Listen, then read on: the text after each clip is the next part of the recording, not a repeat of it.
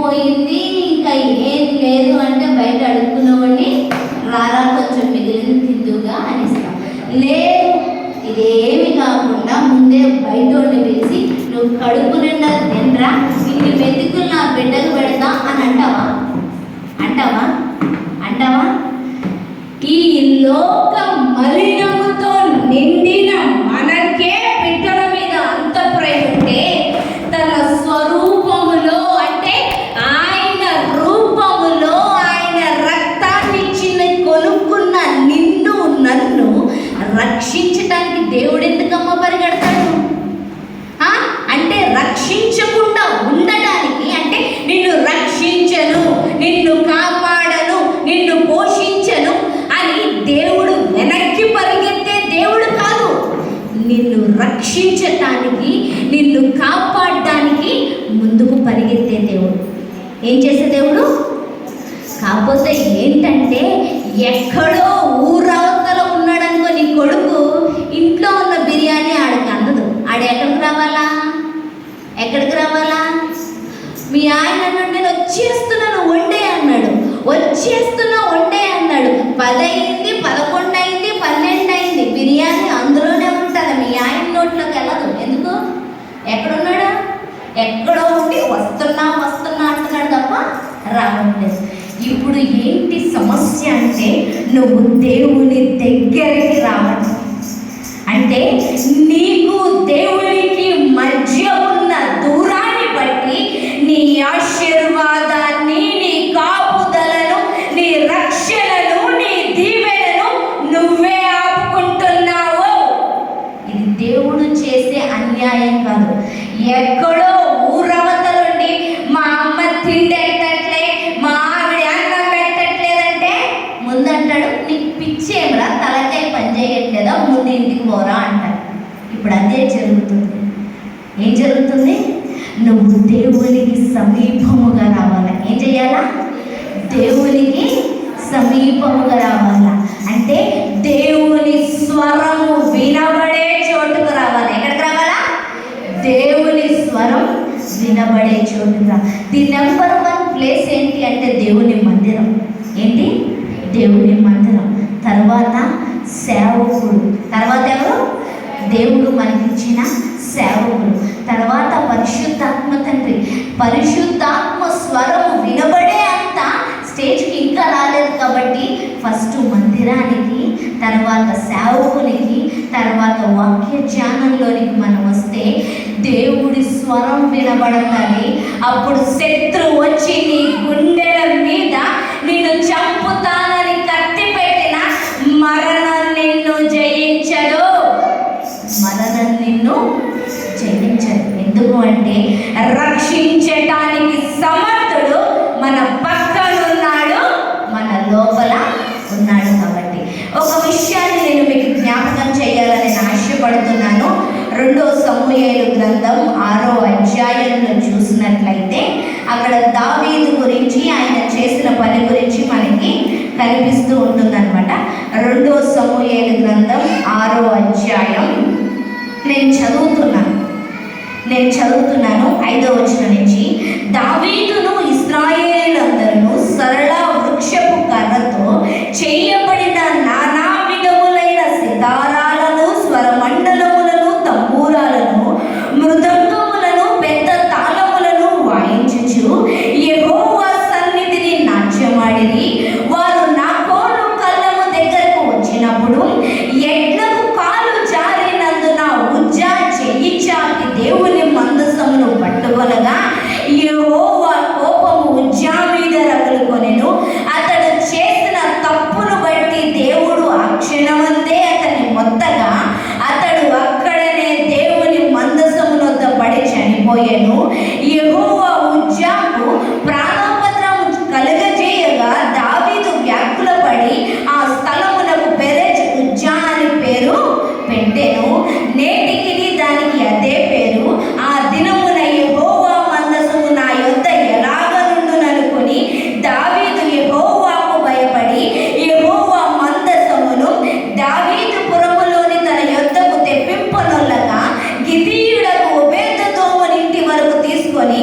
అచ్చట ఉంచెను. యెహోవా మందసము 3 నెలలు గితీయుడకు ఓబేదెదోము ఇంటిలో ఉండగా యెహోవా ఓబేదెదోమును అతని ఇంటి వారందరినీ ఆశీర్వదించెను. దేవుని మందసము ఉండుట వలన యెహోవా ఓబేదెదోమును ఇంటి వారిని అతనికి కలిగిన దానంతటిని ఆశీర్వదించుచున్నాడని సంగతి దావీదునకు వినబడగా దావీదు పోయి దేవుని మందసమును ఓబేదెదోము ఇంటిలో నుండి దావీదుపురమునకు ఉత్సాహంతో తీసుకొని వచ్చెను. అక్కడ జరిగిన సంఘటన ఏంటి అనేసంటే, దేవుని మందసం అంటే ఒక చెక్క పెట్టి బంగారముతో తాపడము చేయించి దాని లోపల దేవుని ధర్మశాస్త్రం అంటే 10 ఆజ్ఞల పలకలు, దేవుడు ఆకాశం నుంచి కుమ్మరించిన మన్నాగల పాత్ర, అహరోను చేతికర్ర పెట్టి ఇలా ఒక చెక్క పెట్టిలో దాని లోపల పెట్టి లోపల పైన అదేంటి బంగారంతో తాపడం చేయించి, నా వైపు చూడండి, నేను చదివేశా కదా, నా వైపు చూడండి, బంగారంతో తాపడం చేయించిన దానిలో దేవుడు అంటున్న మాట ఏంటంటే, ఇందులో నేను నివాసం చేస్తున్నాను. దేంట్లో? మందసంలో. మందసం అంటే తుమ్మకర్రతో చేయబడిన చెక్క పెట్టి బంగారముతో బయట లోపల తాపడం చేయబడింది. లోపల దేవుని వాక్యము, మన్నాగల పాత్ర, అహరోను చేతిలో చిగురించిన కర్ర, ఈ 3 ఉన్నాయి. దానిలో నా సన్నిధి అంటే నేను ఉన్నాను అని అంటే దేవుడు సన్నిధి అని ప్రజలు ఆ చెక్క పెట్టిని మందసాన్ని మొయ్యటం అంటే దాన్ని ఒక దేవునిగా ఆరాధించుచున్న కాలం అన్నమాట. అయితే దేవుని ప్రదేశం, దేవుని స్థలంలో, దేవుని చోట ఉండాలి అనేసి దావీదంట ఎక్కడో ఉన్నదాన్ని ఇప్పుడు దావీదు పురంలోనికి తీసుకొస్తున్నాడంట. ఈ తీసుకొచ్చే ప్రయాణంలో ఎడ్లకి కాలు జారి ఒక కళ్ళెం దగ్గర ఏమైంది? మందసం పడిపోయిందంట. ఏమైంది? మందసం పడిపోయింది. అయ్యో మందసం పడిపోయింది అని ఉజ్జాన వ్యక్తి పట్టుకోవడానికి వెళ్ళి దాన్ని కాదండి జారిపోతున్న దాన్ని వెళ్ళి పట్టుకున్నాడంట. ఇప్పుడు నా బైబిల్ పడిపోతుంది, ఏం చేస్తావు? కీర్తన. ఇప్పుడు నా బైబిల్ పడిపోయింది కీర్తన, ఏం చేస్తావు? పట్టుకుంటాం. ఇది ఇందులో తప్పేమని ఉందా? తప్పేమని ఉందండి? ఇప్పుడు నా బైబిల్ పడిపోతుంది, ఏం చేస్తారు మీరు? అయ్యయ్యో పాస్టర్ గారు బైబిల్ పడిపోతుంది లేదంటే అది పడిపోతుంది అనేసి, అట్లాగే ఉజ్జా కూడా అయ్యో దేవుని మందసం పడిపోతుందే అని పట్టుకోవడానికి వస్తే దేవుడి కోపం రగులుకుంటే మనం కూడా ఆడే చచ్చిపోయాడు. ఏమయ్యాడు? చచ్చిపోయాడు. ఎవరికి అర్థం కాలే, ఇదేంటి? అయ్యో పాపం, పుణ్యం చేద్దామని, సహాయం చేద్దామని, దేవుడి మందసమని పడిపోతుందని పట్టుకోవడానికి వస్తే ఉజ్జా చచ్చిపోయాడని ఏం చెయ్యాలో అర్థం కాక అందరికీ వెన్నులో వణుకొస్తే, మందసం ఇప్పుడు దావీదు పురంలోనికి వద్దు, ఎక్కడన్నా పెట్టేయండి అంటే తీసుకెళ్ళి ఎక్కడ పెట్టారు? గితీయుడకు ఓబేదెదోము ఇంట్లో పెట్టారు. అయితే ఇప్పుడు అందరు చూస్తున్నారనమాట. నిన్న ఉజ్జా పట్టుకుంటే చచ్చిపోయాడురా, ఈరోజు ఓబేదెదోము చచ్చిపోతాడా, లావిడ చచ్చిపోతుందా, పిల్లలు చచ్చిపోతారా, ఏం జరుగుతుందో చూద్దాంరా అనేసి అందరి కళ్ళు గితీయుడకు ఓబేదెదోము ఇంటి మీద ఉన్నాయి. ఎక్కడున్నాయి? ఇంట్లో ఏడుపు వినపడట్లే, ఇంట్లో ఏడుపు వినిపించట్లే, పాటలు వినబడుతున్నాయి, ఆరాధన వినబడుతుంది, స్తుతి వినబడుతుంది. ఇదంతా పక్కన పెడితే 3 నెలలు తిరిగేటప్పుడు కంట ఓబేదెదోము ఇంటిని దేవుడు ఆశీర్వదించిన విధానం చూస్తే రాజు పరిగెత్తుకుంటూ వచ్చాడంట. ఎవరు పరిగెత్తుకుంటూ వచ్చారు? నా దగ్గర నా బ్యాగ్లో 10 రూపాయలు ఉన్నాయా అంటే నువ్వు అంటావు ఉన్నాయి అంటావు. ఏమంటే నా దగ్గర బ్యాగ్లో 10 రూపాయలు ఉంటే ఉండని అంటాం. నా బ్యాగ్లో 12 లక్షలు ఉన్నాయమ్మా అంటారు. ఏం చేస్తావు అప్పుడు? చెప్పాలా? ఏం చేస్తారా? ఒక ఆలోచన, అబ్బా అమ్మగారి బ్యాగులో 12 లక్షలు పెట్టుకొచ్చారు, ఎందుకు పెట్టుకొచ్చారు? ఒక్క 50,000 ఇస్తే అప్పులు తీరిపోతాయి, ఒక్క 10,000 ఇస్తే హాస్పిటల్ ఖర్చులు తీరిపోతాయి, 2 లక్షలు జాయిన్ చేస్తే నా ఇల్లు అయిపోద్ది.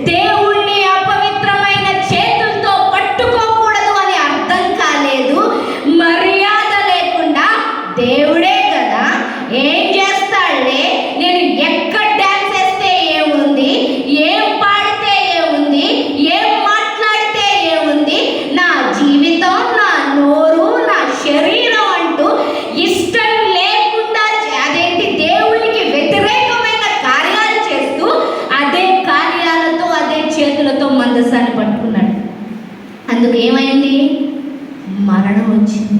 కానీ ఓబేదెదోము అలా కాదు. ఓబేదెదోము దేవుణ్ణి గుర్తించాడు. ఓబేదెదోము దేవుణ్ణి గౌరవించాడు. ఓబేదెదోము దేవుడు ఉన్నాడు అని ఆరాధించటం మొదలుపెట్టాడు, మహిమపరచటం మొదలుపెట్టాడు, ముఖ్యంగా ప్రార్థన చేయటం మొదలుపెట్టాడమ్మా. ఈరోజు ఒక విషయం చెప్పనా అమ్మ, నువ్వే మందసం, నీ లోపల యేసయ్య ఉన్నాడు. ఎందరైతే యేసు క్రీస్తు రక్తంలో కడగబడ్డారో వారందరూ కూడా యేసయ్య నివసించే ఆలయం. అంటే నా శరీరంలో పరిశుద్ధాత్మ నివసిస్తుంది, నా శరీరంలో యేసయ్య ఉన్నాడు. ఏం కాదులే, నేను అరుగుల మీద ఏం మాట్లాడితే ఏముంది, నేను ఇంట్లో ఎవడు తిడితే ఏం కాదులే, నా జీవితం ఏమైనా పర్వాలేదు, ముసుగు మాత్రం వేసుకొని ఆదివారం వచ్చేస్తాను ఇక్కడికి, బైబిల్ ఒకటి పట్టుకొని వచ్చేస్తాను దేవుడి సన్నిధికి, దేవుడు చూడట్లేదంటే పాపం కరుణా సంపన్నుడు కాబట్టి ఉజ్జాలాగా నేను పక్కన పెట్టకుండా ఏం చేస్తున్నాడు, పోనీ